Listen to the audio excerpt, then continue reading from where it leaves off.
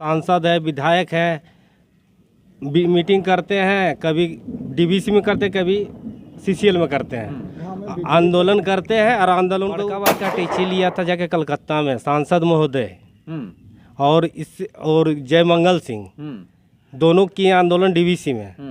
अब बड़का बड़का टेची हेडक्वार्टर से ले आए कलकत्ता से और अभी चुनाव में खर्चा करेंगे। और जितना बड़ा आंदोलन हुआ, आंदोलन का मतलब विस्थापित को तक पहुंचना चाहिए कि हाँ इस तरह समझौता हुआ, विस्थापन मिलना चाहिए, कुछ नहीं हुआ। जो मुद्दा था उस मुद्दा को समझौता ही सब कर। अभी तक हम लोग बेरोजगार है। यहाँ पे इतना बड़ा बड़ा प्लांट में काम आया 700 करोड़, हजारों करोड़ का। इसमें जो हमारे विस्थापित गांव बगल में बोड़िया बस्ती है, गोविंदपुर है, यहाँ से एक भी रोजगार के लेके ना सांसद महोदय रखवाए ना विधायक। नमस्कार, जोहार, मैं हेमंत महतो और आप देख रहे हैं बोकारो आज तक। अभी मैं मौजूद हूँ बेरमो कोयलांचल के कथारा बोड़िया बस्ती में और आप मेरे पीछे देख सकते हैं विस्थापित नेता मनोज महतो मौजूद हैं और जेबी केसीएस के कट्टर समर्थक हैं। और स्थानीय मुद्दों को लेकर हमेशा इनका आंदोलन सीसीएल डीवीसी से होता रहता है। लोगों को, युवाओं को रोजगार से जोड़ने के लिए कोयला का स्लेरी हो या डीओ हो, इन तमाम रोजगार के लिए लगातार लड़ते रहते हैं। आइए बात करते हैं कि आने वाला जो अभी लोकसभा चुनाव है 25 मई को, इनका समर्थन किधर रहेगा। एक तरफ एनडीए आजसू से चंद्र प्रकाश चौधरी हैं, तो जेबी केसीएस से जयराम महतो हैं और इंडिया गठबंधन से मथुरा महतो हैं। यही 3 प्रमुख उम्मीदवार अभी कॉन्टेस्ट है, मैदान में हैं। तो मनोज जी, हमारे चैनल में स्वागत है आपका। जी जी, बिल्कुल बिल्कुल, धन्यवाद। बताइए कि बेरमो कोयलांचल में किस मुद्दे पर लोकसभा का वोट पड़ेगा। विस्थापित मतलब यहाँ का विस्थापन नीति समस्या है। विस्थापितों की क्या समस्या है। विस्थापितों का समस्या रोजगार है, और जो जगह जमीन जो गया हुआ है उस पर, यानी कि यहाँ के लोग जो भी मतदाता है यहाँ का ग्रामीण विस्थापित ग्रामीण जितना है यहाँ से पूरा कोयलांचल में, उसके लेके मतदान करेंगे। अच्छा, एक बात है कि आप लोगों का ज़मीन सीसीएल ले ली, डीवीसी ले ली और सारा खेती जो एक ज़मीन चला गया और एक पीढ़ी को नौकरी मिला। इसके बाद आप लोगों का क्या स्थिति है, रोजगार का क्या साधन है। साधन तो कुछ भी नहीं है, बेरोजगार हो गए हैं, बेरोजगार है, पलायन के लिए मजबूर है। तो जो कथारा हो या डीवीसी हो, दुकान है या कोई व्यवसाय है, इसके लिए सीसीएल कुछ मदद करती है। कुछ नहीं। यहाँ का जो सांसद है, विधायक है, मीटिंग करते हैं, कभी डीवीसी में करते हैं, कभी सीसीएल में करते हैं, आंदोलन करते हैं और आंदोलन को बेच देते हैं। कैसे आप कह सकते हैं बेच देते हैं। अभी तो सांसद आंदोलन किए थे डीवीसी और सीसीएल को लेकर, यहाँ पर विस्थापन और रोजगार को लेकर आंदोलन किए थे कुछ महीने पहले। बड़का टीची लिया था जाके कलकत्ता में सांसद महोदय और जयमंगल सिंह दोनों किए आंदोलन डीवीसी में। अब बड़का टीची हेडक्वार्टर से ले आए कलकत्ता से और अभी चुनाव में खर्चा करेंगे और जितना चाहेंगे। तो हाँ, ट्रांसपोर्टिंग में भी अपना लोगों को बैठाए हैं क्या। ट्रांसपोर्टिंग हो या ठेका पट्टा हो, उस सब का जो चंगू मंगू सब है, जो उसका छिलका सब है, वही सब को बैठा कर रखा है सब जगह। तो आप कैसे ये कह सकते हैं कि कोल इंडिया का मुख्यालय या डीवीसी का मुख्यालय में इन लोग धांधली या दलाली किए हैं। जब यहाँ पे इतना बड़ा आंदोलन हुआ, आंदोलन का मतलब विस्थापित को तक पहुँचना चाहिए कि हाँ इस तरह समझौता हुआ, विस्थापन मिलना चाहिए, कुछ नहीं हुआ।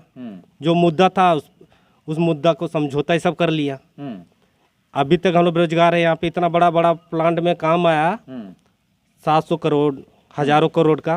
इसमें जो हमारे विस्थापित गांव बगल में बोड़िया बस्ती है, गोविंदपुर है, यहाँ से एक भी रोजगार के लेके ना सांसद महोदय रखवाए ना विधायक महोदय रखवाए। ठेका पेट्टा और रोजगार का जो है काम नहीं लोकल को मिल रहा है। ये सपना है, सपना दिखा के वोट लेंगे सांसद विधायक, उसके बाद भूल जाएंगे। वो तो कह रहे हैं कि हम सीसीएल और डीवीसी में ट्रिब्यूनल बनाए हैं जो कोल इंडिया से पारित हो गया है और उससे समस्या का समाधान होगा। ये सब बिल्कुल बकवास बात है। वो बनाया, वो अपना एक नया नीति निकाला है कि किस आधार पे सर्टिफिकेट है इसका बेचने का, नया सर्टिफिकेट ढूंढा है।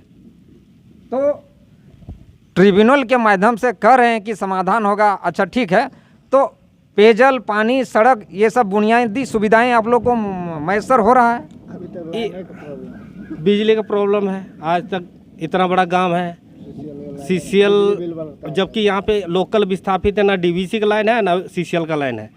हम लोग जला रहे हैं तो झारखंड सरकार का लाइन जला रहे हैं, तो विस्थापित कहाँ हुए? तो स्थानीय सांसद आप लोगों का काम नहीं किए हैं। बड़ी आशा और उम्मीद के साथ पिछला बार आप लोगों ने भरपूर समर्थन किया था, इस बार किसका विचार है?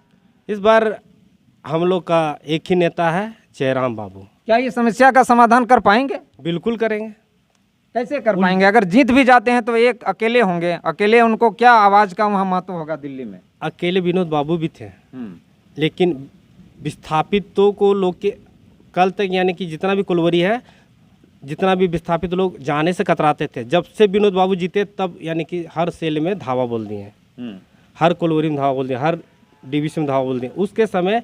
और वैसे ही दौर फिर से आएगा जयराम बाबू अगर जीतेंगे तो चंद्रप्रकाश चौधरी तो कहते हैं इस बार 5 लाख पार, पिछला बार 2.5 लाख पार से जीते थे, इस बार 5 लाख पार। आसू पार्टी 40 से 50 हजार वोट गिरिडीह संसदीय क्षेत्र शुरू से मिला है। भले दोस्ता उसके साथ मिल के बीजेपी से लड़ रहे हैं, तो बीजेपी दोनों मिला के बीजेपी को 2 लाख मिलता था, इसका यानी 50,000, 2.5 लाख से इसका मतदाता इस बार उससे अधिक वोट नहीं करेंगे।